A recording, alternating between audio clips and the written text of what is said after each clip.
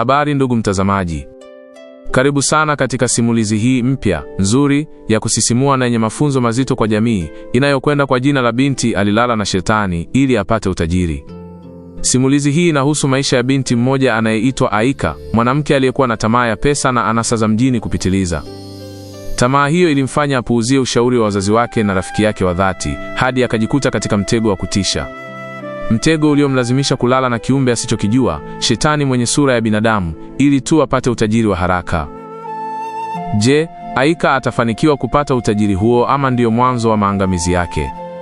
Naomba ukae na mimi kuanzia mwanzo hadi mwisho wa simulizi hii ili uweze kujifunza, kutafakari na kuburudika na mkasa huu wa kusisimua. Lakini kabla hatujaanza safari hii, nina ombi moja kwako. Comment bendera ya nchi yako unayotazama simulizi hii sasa hivi, kisha bonyeza alama ya like, share kwa wengine, na usisahau kusubscribe ili uwe wa kwanza kupata mwendelezo wa simulizi hii. Twende kazi. Jua la jioni lilipokuwa likizama na kutoa nafasi kwa taa za rangi mbalimbali kumulika mitaa ya Sinza jijini Dar es Salaam, pilika za wauza chipsi, bodaboda na muziki kutoka baa za jirani vilikuwa ndio kwanza vimepamba moto. Katika mitaa hii ambayo hailali, kwenye chumba kimoja cha kupanga kilichokuwa na mpangilio nadhifu lakini wa kimaskini, waliishi wasichana wawili warembo, Aika na Paulina. Urafiki wa Aika na Paulina haukuanzia Sinza wala chuo kikuu. Ilikuwa ni history ndefu iliyoanzia mbali sana, katika kijiji tulivu mkoani ambako walikulia. Walikuwa kama chanda na pete tangu wakiwa watoto wadogo wenye kamasi puani. Walisoma shule ya msingi pamoja, wakafaulu kwenda sekondari moja, na hatimaye Mungu akawajalia ufaulu mzuri uliowapa tiketi ya kuja jijini Dar es Salaam kusoma shahada zao katika chuo kimoja. Wanakijiji walisema kuwa Aika na Paulina walikuwa mapacha wasiozaliwa tumbo moja. Siku ya safari yao ya kuja Dar es Salaam ilipowadia, ilikuwa ni siku ya hisia nzito. Mabegi yao yakiwa yamejaa nguo chache na matumaini mengi, wazazi wao waliwaketisha chini ya mti wa mwembe uliokuwa nyumbani kwa kina Aika. Ilikuwa ni kikao cha mwisho cha ushauri na nasaha. Mama Aika, mwanamke mwenye busara na upendo, alimshika binti yake mkono na kumwangalia machoni kwa wasiwasi uliochanganyika na matumaini. "Mwanangu Aika, na wewe Paulina," alianza kwa sauti ya chini, "mkienda huko Dar es Salaam zingatieni masomo. Mji ule una mambo mengi, msiingie kwenye makundi mabaya ya starehe na pombe. Kumbukeni shida zetu za hapa nyumbani." Mama Paulina naye alidakia, akiwa amefunga khanga yake kiunoni, "Tunajua huko kuna vishawishi sana, magari mazuri, majumba ya kifahari na wanaume wahuni. Lakini msisahau kilichowapeleka huko. Elimu ndiyo mkombozi wenu pekee." Machozi yalilenga machoni mwa mabinti hao. Kwa sauti za unyenyekevu, Aika na Paulina waliwaahidi wazazi wao, "Tunaahidi kuwa mabinti wazuri mama. Tutasoma kwa bidii na hatutawaangusha. Tutalinda heshima ya familia." Ahadi ile ilionekana kuwa ya kweli, iliyotoka ndani ya mioyo yao safi wakati huo. Lakini walipofika Dar es Salaam, mambo yalianza kubadilika taratibu kama upepo ubadilishao mwelekeo wa mawingu. Miezi ya kwanza ilikuwa shwari, lakini kadiri siku zilivyosonga, Aika alianza kusahau harufu ya udongo wa kijijini na nasaha za mama yake.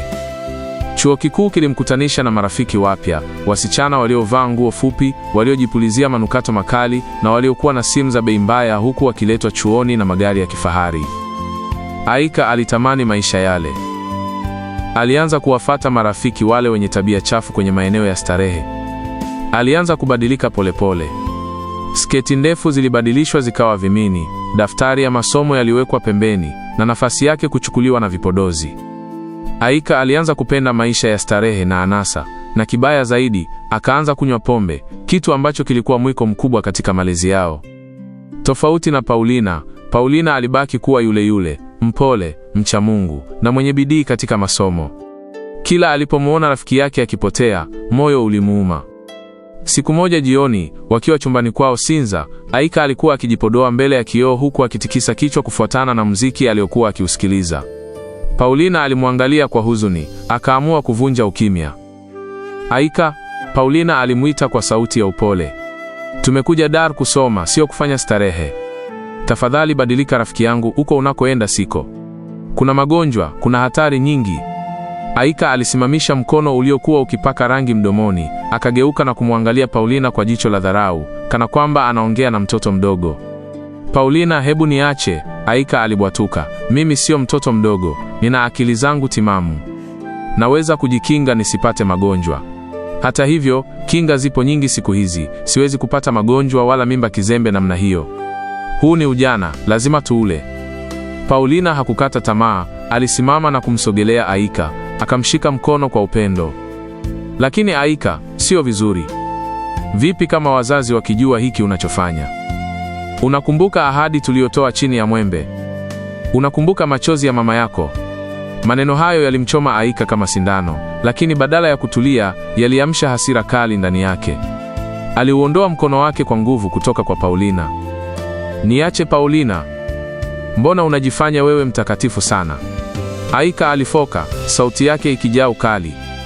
Wazazi wangu wanaingia vipi hapa? Niko Dar es Salaam, wao wako kijijini. Na ole wako uwaambie, utanitambua mimi ni nani? Usijifanya unanijua sana kisa tumetoka kijiji kimoja. Maisha ni yangu. Paulina alishusha pumzi ndefu, akijaribu kuzuia hasira isimpande. Alijua kubishana na Aika kwa ukali isingesaidia. Mimi nakushauri tu Aika kwa nia njema. Mitihani inakaribia, badala ya kwenda klabu leo, tulia usome. Hizo starehe haziishi. Aika alisimama, akachukua pochi yake ndogo ya bei kali aliyokuwa amepewa na mmoja wa marafiki zake wapya. Alimwangalia Paulina juu mpaka chini na kucheka kicheko cha kejeli. Paulina, naona sasa unanizoea, tena unanizoea vibaya, Aika alisema huku akielekea mlangoni, akionyesha dharau ya wazi. Niache na maisha yangu. Hiyo mitihani hata nikifeli ni mimi, na ada hutoi wewe wala baba yako. Kila mtu apambane na hali yake. Kwa kishindo, Aika alifungua mlango na kuutupa kwa nguvu. Akamwacha Paulina akiwa ameketi kitandani, akiangalia mlango ule kwa masikitiko makuu. Hakujua kuwa huo ulikuwa mwanzo tu wa safari ya giza totoro, ambayo rafiki yake kipenzi alikuwa amedhamiria kuiendea. Licha ya juhudi za dhati za Paulina za kutaka kumrudisha rafiki yake kwenye mstari ulionyooka, Aika alikuwa ameshaweka pamba masikioni. Kwake yeye, ushauri wa Paulina ulikuwa kama kelele za chura ambazo hazimzuii ng'ombe kunywa maji. Kila uchao, pengo kati ya marafiki hawa wawili lilizidi kuwa kubwa, mmoja akizama kwenye vitabu na ibada, na mwingine akizama kwenye ulimwengu wa anasa na utafutaji wa fedha za haraka. Siku hiyo ilikuwa ya joto kali la jijini Dar es Salaam. Aika na Paulina walikuwa wanatoka chuo kuelekea nyumbani kwao Sinza. Paulina alikuwa amebeba rundo la vitabu mkononi, akijadili kuhusu somo la uchumi walilokuwa wametoka kusoma, lakini Aika alikuwa bize na simu yake mpya ya gharama, akipiga picha za selfie na kuzituma mtandaoni. Ghafla, gari jeusi la kifahari aina ya Toyota Crown lilikata kona kwa kasi na kusimama pembeni yao, huku likipiga breki iliyotoa sauti ya kukwaruza lami. Vumbi kidogo lilitimka. Paulina alishtuka na kusogea kando, akizani labda dereva amepoteza mwelekeo, lakini Aika alibaki amesimama akirekebisha nywele zake mbele ya kioo cha lile gari. Kioo cha gari kilishuka taratibu, na kijana mmoja mtanashati, aliyevaa miwani ya jua na shati la gharama, alishuka huku akitabasamu. Alikuwa ananukia marashi mazuri yanayoweza kukufanya ugeuke mara mbili. Bila salamu wala utangulizi, yule kijana aliwakagua kwa macho kuanzia chini mpaka juu. Habari warembo, kijana huyo alisema huku akichezea funguo za gari lake. Nahitaji mwanamke mrembo wa kupumzika naye usiku wa leo. Nina 200,000 hapa mkononi taslimu. Ni nani kati yenu yuko tayari kuondoka na mimi sasa hivi? Paulina alihisi damu ikimpanda kichwani. Alihisi kudhalilishwa na kuvunjiwa heshima kwa kiwango cha juu sana. Kwake, mwanamke alikuwa na thamani zaidi ya karatasi za fedha. Alifungua mdomo kutaka kumfokea yule kijana kwa utovu wake wa nidhamu, lakini kabla hajatoa neno, alishangazwa na maneno ya Aika. Aika hakukasirika. Badala yake, alitoa tabasamu pana na la kuvutia, akisogea karibu na yule kijana huku akijitingisha. 200,000? Aika aliuliza kwa sauti ya kudeka, kisha akacheka kwa dharau kidogo. 200,000 ndogo sana kwa mrembo kama mimi. Ongeza hata 50,000 iwe 250,000 nipande gari sasa hivi. Paulina alimtazama Aika kwa mshangao uliopitiliza. Hakuamini masikio yake. Aika, nini hiki unachokifanya? Paulina alipaza sauti, sauti yake ikitetemeka kwa huzuni na hasira. Unajiuza Aika? Unataka ukalale na mwanaume ambaye hata humjui jina lake kisa pesa? Hivi umepoteza akili rafiki yangu? Aika aligeuka na kumtazama Paulina kwa ukali uliopitiliza, macho yake yakionyesha chuki. "Achana na mimi wewe mshamba," alimfokea Paulina mbele ya yule kijana. "Wewe baki hapa na hayo mavitabu yako ya umaskini. Mimi nahitaji maisha mazuri." Bila kuangalia nyuma, Aika alifungua mlango wa gari, akaingia ndani. Gari liliondoka kwa kasi likiacha moshi na vumbi vilivyomfunika Paulina, aliyebaki amesimama kama sanamu. Paulina alibaki akishangaa, moyo wake ulipata maumivu makali. Hakuelewa ni lini na wapi hasa urafiki wao ulipotelea. Alijiuliza ni nini kimembadilisha Aika kiasi cha kukataa utu wake kwa ajili ya vipande vya fedha. Alitembea kwa unyonge kuelekea nyumbani, machozi yakimlenga-lenga. Ilipofika majira ya jioni, mlango wa chumba chao ulifunguliwa kwa nguvu. Aika aliingia akiwa na bashasha, akionekana mchangamfu kuliko kawaida. Paulina alikuwa ameketi kitandani kwake, ameshika Biblia, lakini hakuwa anasoma, alikuwa akimsubiri rafiki yake. Aika alipofika tu, Paulina aliamua kujaribu kumshauri kwa mara ya mwisho, akiongea kwa sauti ya upole na ya simanzi. "Rafiki yangu Aika, nakusihi sana kwa jina la Mungu, usiache starehe na anasa vikuendeshe kiasi hiki. Mwisho wa njia hii sio mzuri kabisa, utakuja kujuta wakati muda umeshaenda. Tumekuja hapa Dari kusoma na kutafuta maisha ya baadaye, sio kufanya umalaya na kutafuta wanaume wenye magari." Aika hakumjibu hata neno moja. Badala yake, alitoa rundo la noti za 10,000 kwenye pochi yake na kuanza kuzihesabu kwa dharau mbele ya Paulina. Alizitandaza noti hizo kwenye kitanda kama anayetaka kuzianika. "Hujui chochote wewe mshamba," Aika alisema huku akicheka kwa kebehi. "Ndio maana unaishi maisha magumu hivi.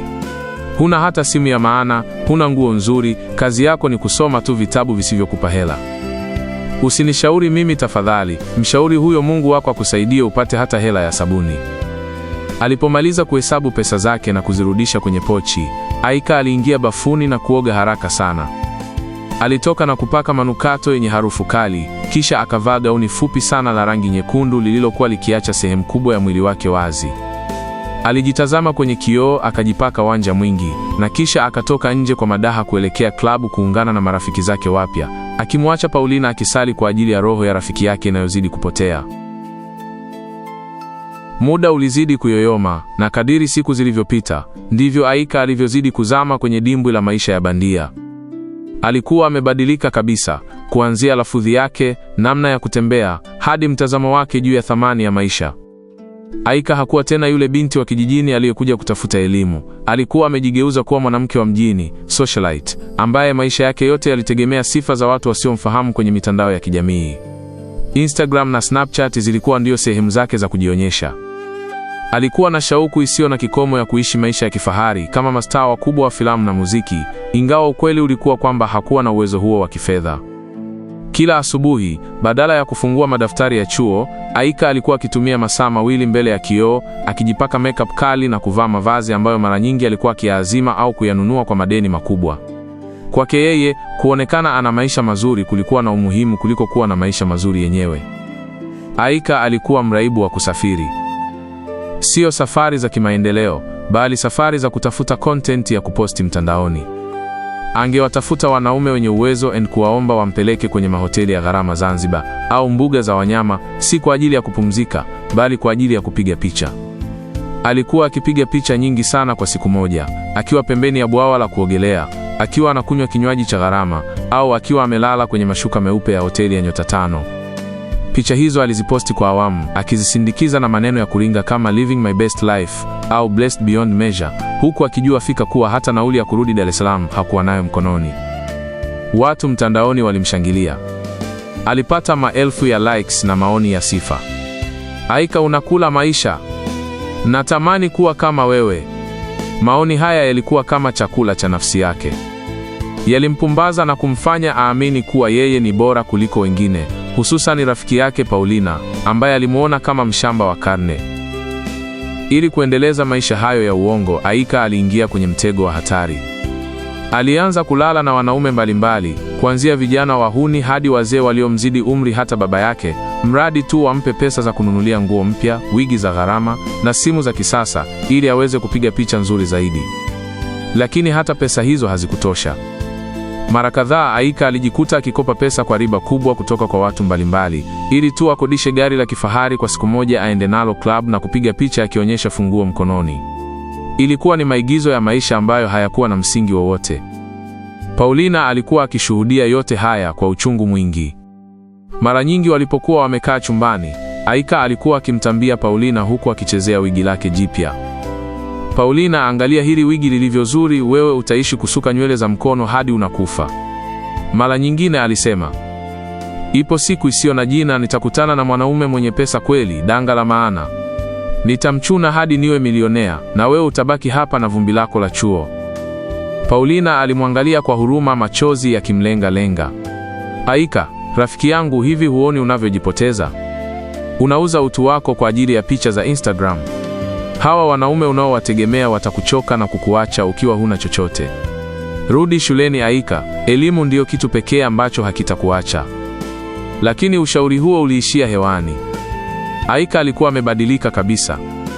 Mahudhurio yake chuoni yalikuwa ya kusuasua. Alienda siku moja tu akijisikia, na mara nyingi alienda akiwa na miwani nyeusi kuficha uchovu wa kukesha klabu. Hakujali tena kuhusu mitihani wala majaribio ya darasani. Aliona chuo kama kizuizi cha yeye kupata utajiri wa haraka anaotamani. Paulina alijaribu kila mbinu. Alimshauri, alimwombea, na hata wakati mwingine alijaribu kumzuia asitoke usiku, lakini Aika alikuwa kama mnyama mkali aliyekataliwa kuingia kwenye mawindo. Alimtolea Paulina maneno ya kashfa na kumwambia kuwa ana wivu na uzuri wake. Mwishowe, Paulina alichoka. Aliamua kukaa kimya na kumtazama rafiki yake akielekea kwenye shimo ambalo hakuwa na uwezo wa kumtoa. Aika alikuwa amezama kwenye ulimwengu wa kufikirika, akisubiri siku isiyo na jina ambayo aliamini itambadilisha kuwa tajiri. Maisha ya Aika yalikuwa yameshaingia kwenye mzunguko usio na mwisho wa giza na uongo. Kwake, kalenda haikupimwa kwa ratiba ya masomo au maendeleo ya kitaaluma, bali ilipimwa kwa kuwasili kwa mwisho wa wiki, weekend. Kila ilipofika siku ya Ijumaa, Aika alikuwa akipatwa na msisimko wa ajabu ambao ulimfanya asahau hata jina la chuo alichokuwa akisoma. Akiwa na marafiki zake wa aina moja, kina Sara na wengineo, walikuwa wakishinda mchana kutwa wakisukana nywele, kupaka rangi kucha na kuchagua mavazi yaliyowazidi umri na heshima yao. Lengo lao lilikuwa moja tu, kwenda maeneo ya starehe ya gharama kubwa jijini Dar es Salaam, kutafuta wanaume wenye pesa ambao wangeweza kufadhili maisha yao ya anasa kwa usiku mmoja. Huku mziki mzito ukirindima klabu na moshi wa sigara ukijaa hewani, Aika alijifanya malkia wa jiji.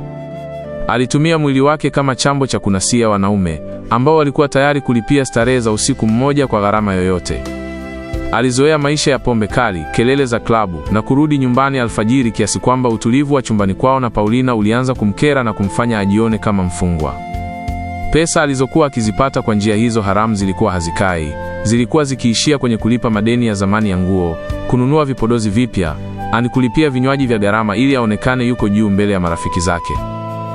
Siku moja upepo wa bahati mbaya ulianza kuvuma upande wa Aika kwa kasi ya ajabu. Wiki nzima ilikuwa imepita bila yeye kupata danga la maana la kumpa pesa, na kodi ya chumba chao ilikuwa inakaribia kuisha, huku akiba yake ya chakula ikiwa imetokea dirishani. Kwa mara ya kwanza baada ya muda mrefu, Aika alijikuta hana hata shilingi ya kununulia bando la interneti ili aendelee na maigizo yake ya picha mtandaoni. Alijisikia mnyonge, mpweke na mwenye msongo wa mawazo uliomfanya akose amani. Kwa unyonge wa kinafiki na sauti iliyojaa unyenyekevu wa kuigiza, alimfuata Paulina aliyekuwa ameketi sakafuni akisoma kitabu cha sheria kwa umakini mkubwa. Safari hii Aika hakuwa na ule ukali wa kawaida wala dharau zilizozidi kimo. Alisogea taratibu na kukaa pembeni ya Paulina, akijiliza kidogo na kuonyesha uso wa huzuni uliopitiliza, ambao ulimfanya Paulina ashtuke na kuweka kitabu chake kando. Paulina, rafiki yangu wa tangu utotoni, nisaidie. Aika alianza kwa sauti ya chini na ya upole sana, sauti ambayo ilimkumbusha Paulina urafiki wao wa dhati kule kijijini kabla ya kuchafuliwa na jiji. Hali yangu ni mbaya sana kwa sasa kuliko unavyoweza kufikiri. Naomba uniazime kiasi cha fedha, nina shida ya haraka sana ya kifamilia ambayo siwezi hata kuisema kwa sasa. Naahidi kwa kila kitu nilicho nacho, ndani ya siku 3 tu nitakupa hela yako yote. Nisaidie rafiki yangu, wewe ndiye pekee ninayeweza kumkimbilia katika jiji hili la Dar es Salaam. Paulina, ambaye licha ya kuumizwa mara nyingi bado alikuwa na moyo wa nyama na upendo wa kweli, aliguswa sana. Aliamini kuwa labda hili lingekuwa darasa la mwisho la Aika, na lingemrudisha kwenye mstari wa busara. Pesa alizokuwa nazo Paulina zilikuwa ni akiba yake ya mwisho ya chakula na nauli aliyotumiwa kwa tabu sana na wazazi wake kutoka kijijini baada ya kuuza mazao yao. Bila kusita wala kuwaza mara mbili, Paulina alinyanyuka, akaenda kwenye mkoba wake wa vitabu na kutoa kiasi kile cha pesa na kumpa Aika mkononi. "Chukua Aika, lakini na kuomba kwa huruma ya Mungu, nirejeshe baada ya hizo siku 3 ulizoahidi, kwa sababu hiyo ndiyo pesa pekee niliyobakiza kwa ajili ya kuishi mwezi huu wote," Paulina alisema kwa sauti ya upole na yenye matumaini. Aika alizipokea zile pesa kwa furaha iliyoficha unafiki mwingi, akimshukuru Paulina na kumwahidi mara 100 kuwa kamwe hatamwangusha safari hii. Lakini ahadi ya Aika ilikuwa sawa na maandishi yaliyoandikwa kwenye mchanga wakati wa mawimbi makali ya bahari. Siku 3 zilipita na Paulina hakuona hata dalili ya harufu ya pesa yake. Badala yake, alimwona Aika akirejea usiku wa manane, akiwa amelewa chakari, akicheka kwa sauti ya juu na amebeba mifuko ya nguo mpya za bei mbaya alizozinunua kwa pesa ile ile ya Paulina. Paulina alijaribu kuvumilia kwa siku 2 zaidi, lakini njaa ilipoanza kumshika tumboni na nauli ya kwenda chuo ikakosekana, aliamua kukusanya ujasiri na kumdai rafiki yake. Siku ya 4, asubuhi mapema, kabla Aika hajajipodoa na kutoka kwenda kwenye mishe zake, Paulina alimfuata kwa adabu na sauti ya unyenyekevu. "Aika, samahani sana rafiki yangu. Uliniambia kwa kinywa chako mwenyewe kuwa utanirudishia pesa yangu baada ya siku 3 tu. Imekuwaje tena? Mbona kimya kimezidi? Tafadhali nirejeshe hata nusu, sina hata hela ya nauli ya kwenda chuo kufuata vipindi leo." Ghafla, kana kwamba amepigwa na radi, uso wa Aika ulibadilika na kuwa kama wa mnyama mkali. Ule upole wa kuigiza wa siku 3 zilizopita ulitokoma kama moshi, na nafasi yake ikachukuliwa na hasira ya ajabu na dharau iliyopitiliza. Alimtazama Paulina kwa dharau kuanzia miguuni mpaka kichwani.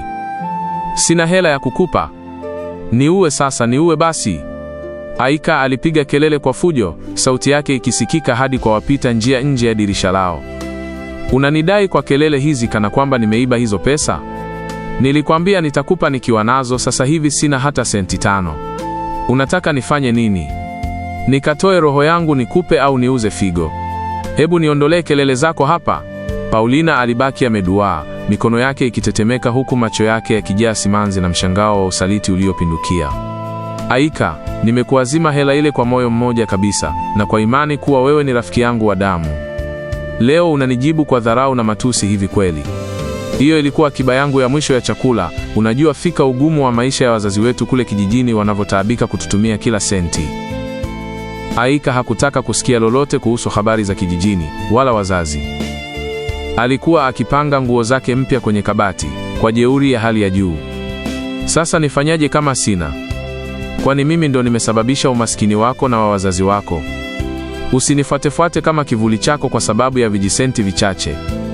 Aika alijibu kwa ukali wa mwisho, kisha akachukua pochi yake, akajipulizia manukato kwa fujo na kutoka nje kwa kishindo cha mlango uliokaribia kuvunjika, akimwacha Paulina akiwa amesimama katikati ya chumba, akitetemeka kwa huzuni na uchungu wa kusalitiwa na mtu aliyemwamini maisha yake yote.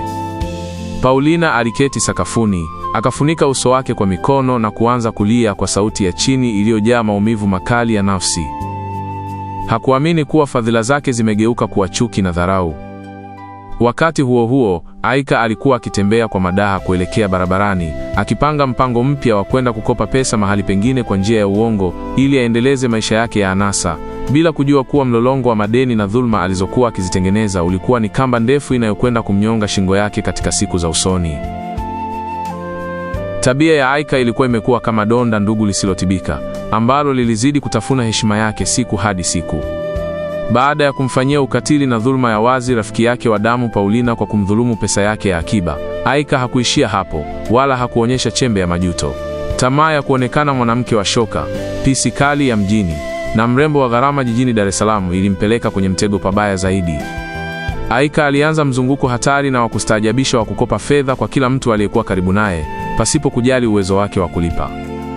Alianza na majirani wa mtaa wa pili, akidanganya ana shida ya ada, kisha akahamia kwa mama ntilie wa jirani aliyekuwa akijitafutia riziki kwa tabu, na hata vijana wa vijiweni ambao walikuwa wakifanya kazi ndogondogo walijikuta wakimpa akiba zao.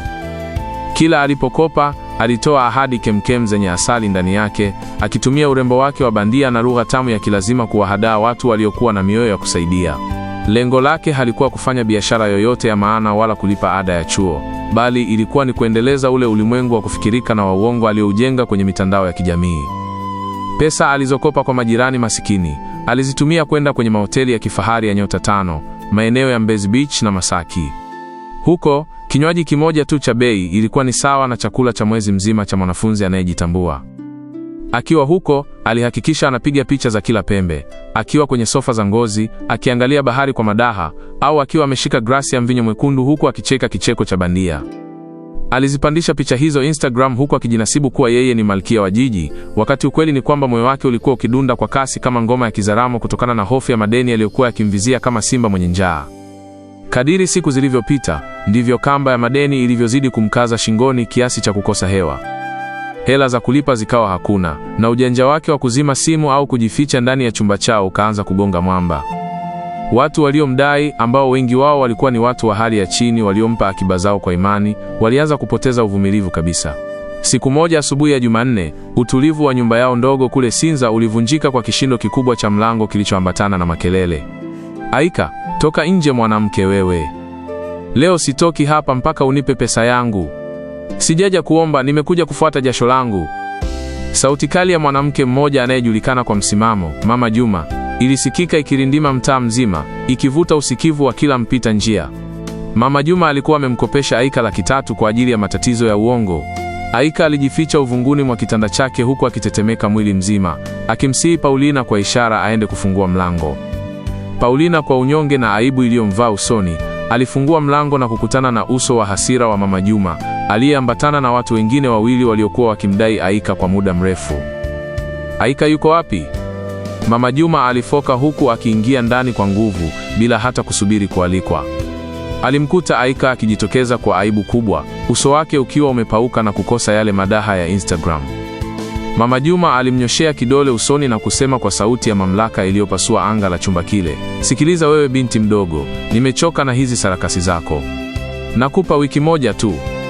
Usiponilipa hela yangu yote na kuja na vijana hapa kuchukua vitu vyako vyote vya ndani. Naanza na hizi sofa, kitanda, mpaka hicho kijiko chenyewe nitabeba kutoa deni langu. Usijaribu kunichezea, mimi ni mwanamke wa shoka." Baada ya watu wale kuondoka huku wakimwaga matusi na laana kwa Aika, Paulina alihisi kama ardhi ipasuke amezwe. Alihisi maisha yao ya ustaarabu yameingia doa jeusi lisilofutika. Paulina aligeuka na kumtazama Aika kwa hasira kali ambayo hajawahi kuionyesha tangu afike jijini. "Aika, angalia sasa aibu hii ulioleta. Huu ni mwisho sasa," Paulina alipaza sauti kwa uchungu. "Lipa madeni ya watu kabla hawajaja kuchukua vitu vyetu hapa ndani na kutuacha uchi. Mimi sitaki kuhusishwa na utapeli wako hata kidogo. Hivi hauoni unavyojidhalilisha mbele ya jamii? Majirani wote sasa wanatujua kama matapeli kwa sababu ya anasa zako." Lakini Aika hakumjibu kwa ukali safari hii, kiburi kilikuwa kimemshuka. Alikaa kwenye sofa, akishika kichwa chake kwa mikono miwili huku machozi ya hofu yakimlenga. Mawazo yalikuwa yakizunguka kichwani kama kimbunga, akijua fika kuwa hana pa kugeukia. "Paulina, hebu acha kunipigia kelele na kuomba kwa sasa," Aika alisema kwa sauti iliyojaa dhiki na kukata tamaa. "Niko na tafakari hapa jinsi ya kupata hiyo pesa ndani ya muda mfupi. Sijatulia kabisa, kichwa changu kinakaribia kupasuka. Hawa watu wamenizonga kiasi kwamba hata hewa siioni." Paulina alimwangalia kwa mara ya mwisho, akihisi huruma, lakini pia msimamo wake ulikuwa pale pale. "Tafakari Aika, lakini hakikisha hiyo pesa inapatikana kabla ya hiyo wiki. Mimi sitakubali hata kidogo vitu vyangu vichukuliwe kwa makosa yako ya kijinga. Tumia hiyo akili uliyoitumia kuwahadaa watu, sasa itumie kutafuta namna ya kujiokoa." Paulina alitoka nje na kumwacha Aika akiwa katika dimbwi la mawazo mazito, akisubiri muujiza ambao ungetatua matatizo yake. Giza la usiku lilipoanza kutanda juu ya anga la jiji la Dar es Salaam, hofu na msongo wa mawazo vilikuwa vimezidi kumtafuna Aika. Kila sekunde aliyokuwa akikaa ndani ya chumba chao na Paulina, alihisi kama kuta zinamsogelea ili kummeza. Paulina alikuwa amemgeuzia mgongo akiendelea na usomaji wake wa vitabu, lakini ukimya wake ulikuwa ni mkali kuliko maneno yoyote ya kashfa. Aika alijua fika kuwa muda wa wiki moja aliopewa na wadai wake ulikuwa unayoyoma kwa kasi, na bila muujiza wowote wa kifedha, heshima yake ya Instagram ingezikwa rasmi. Katika hali hiyo ya kukata tamaa, alimtafuta rafiki yake Sara, ambaye walikuwa wakishirikiana katika maisha ya anasa chuoni. Aika alijipaka manukato makali, akavaa gauni fupi lililoshonwa kwa ufundi wa hali ya juu, ili kuficha uchovu na dhiki iliyokuwa moyoni mwake. Alimvuta Sara pembeni na kumnong'oneza kwa sauti ya kukata tamaa, lakini yenye matumaini ya mwisho. "Twende klabu usiku wa leo Sara, na kuomba. Hali yangu ni mbaya, madeni yananisonga koo. Naweza kupata hata mchati mmoja ambaye atanipa pesa, nilipe haya madeni yanayoniandama, maana huyu Paulina amenikalia kooni kila saa." Maisha yamekuwa magumu sana ndani ya kile chumba, Aika alisema huku akirekebisha wigi lake mbele ya kioo kidogo cha mkononi. Sara, ambaye maisha yake yalikuwa hayana tofauti sana na ya Aika, alicheka kwa kebehi na kutikisa kichwa chake. "Shauri yako Aika, si nilikwambia yule Paulina ni mshamba sana? Hajui maisha ya mjini yanavyokwenda. Twende zetu tukatafute fursa, klabu haina kulala na fursa hazitafutwi ukiwa umeketi ndani, usimsikilize mshamba mmoja anayekariri maisha." Waliongozana hadi kwenye moja ya klabu maarufu na za kifahari zaidi jijini, mahali ambapo muziki wa amapiano na taa za rangi ya zambarau vilikuwa vikitawala anga la ndani. Harufu ya vinywaji vya bei mbaya na moshi wa shisha vilijaza hewa. Aika na Sara walijitupa katikati ya uwanja wa kucheza, wakitikisa miili yao kwa madaha ili kuvuta hisia za wanaume waliokuwa wameketi kwenye meza za watu mashuhuri. Wakati muziki ukiwa umepamba moto, Aika alihisi macho ya mtu yakimfuata kwa umakini. Aligeuka kidogo na kumuona mzee mmoja aliyekuwa ameketi peke yake kwenye meza ya pembeni, iliyozungukwa na vinywaji vingi. Mzee huyo alikuwa amevaa suti ya kitambaa cha gharama na saa ya dhahabu iliyokuwa iking'aa kila alipoinua glasi yake. Mhudumu alimsogelea Aika na kumnong'oneza kuwa anaitwa kwenye meza ile. Aika alijirekebisha gauni lake, akampa Sara ishara ya ushindi na kuelekea kule. "Karibu mrembo, keti hapa," yule mzee alisema kwa sauti nzito iliyojaa mamlaka na utulivu. Aika aliketi huku akijaribu kuonesha kuwa yeye ni mwanamke wa hadhi ya juu. Mzee alimtazama kwa tabasamu dogo ambalo halikufika machoni na kumuuliza, "Unatumia kinywaji gani usiku wa leo? Agiza chochote, usiwaze kuhusu gharama." Aika alitaka kuonyesha kuwa yeye si mgeni wa maisha ya anasa. Alitaja kinywaji cha gharama kubwa zaidi alichokuwa akikijua. "Natumia Louis Roederer, tena iwe ya baridi sana," alijibu huku akiegemea kiti. Kinywaji hicho kilikuwa na thamani ya mamilioni ya shilingi, lakini yule mzee hata hakustuka. Bila kufikiria mara mbili, alimnyoshea mkono mhudumu na kuagiza chupa mbili za kinywaji kile cha kifahari. Aika moyoni alifurahia sana na kupiga yowe la kimya kimya. Hawa ndio wanaume wanaotakiwa sasa. "Hapa nimeokota dodo," aliwaza huku akimwangalia yule mzee kwa uchu wa pesa. Kinywaji kilikuja, wakajaza glasi zao na kuanza kunywa huku wakizungumza katikati ya kelele za muziki. "Unaitwa nani mrembo wangu?" mzee aliuliza huku akisogeza kiti chake karibu na Aika, harufu ya kizamani lakini ya gharama ikitoka mwilini mwake. "Mimi naitwa Aika," Aika alijibu huku akicheka kwa madaha. "Sijui wewe mtanashati unaitwa nani? Maana unaonekana ni mtu mwenye hadhi kubwa sana hapa mjini." Mzee alicheka kidogo, sauti yake ikasikika kama mlio wa kitu kinachokwaruzana. "Mimi naitwa Mzee Matosa. Jina langu si geni sana kwenye biashara kubwa za jiji hili."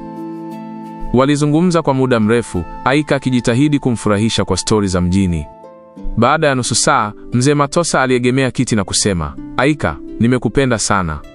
Ningependa tuondoke hapa sasa hivi, twende kupumzika mahali penye utulivu zaidi, nyumbani kwangu. Unasemaje?" Aika alijua kuwa huu ndio wakati wa kuvuna.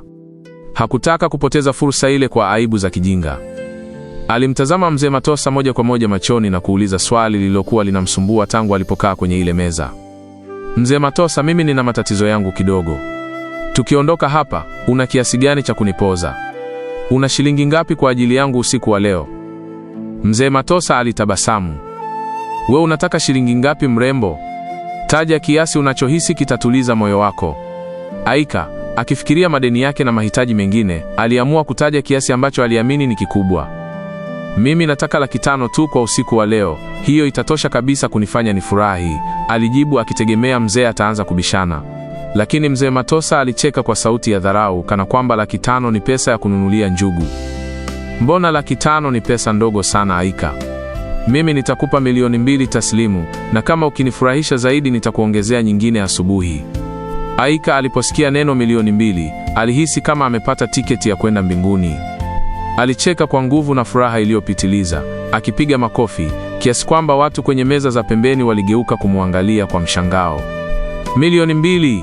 Hiyo ilikuwa ni zaidi ya deni la Mama Juma, zaidi ya pesa ya Paulina, na ingembakishia kiasi kubwa cha kuendeleza maisha yake ya star mtandaoni. Bila kujua anachokwenda kukutana nacho, Aika alikubali ofa ile, akiamini kuwa usiku huo ungekuwa usiku wa ukombozi wake. Kumbe ulikuwa ni usiku wa kuelekea kwenye shimo la giza ambalo halina mlango wa kutokea. Huu ndio mwisho wa sehemu ya kwanza ya simulizi hii nzuri ya mwanamke aliyelala na shetani. Tukutane sehemu ya pili ili tujue, je, Aika alienda kulala kwa mzee Matosa? Je, kitu gani kilitokea alipoenda kulala na mzee Matosa? Usikose kutazama sehemu ya pili ya simulizi hii ya kusisimua. Kabla sijaondoka, naomba ufanye jambo moja. Kama simulizi hii imekufundisha na kukugusa, bonyeza alama ya like, tuachie komenti yako hapo chini ukiniambia unahisi nini kitatokea kwa Aika, kisha share video hii na usisahau kusubscribe ili usipitwe na sehemu ya pili itakayotoka hivi punde. Tukutane sehemu inayofuata, na wapenda sana. Kwa heri.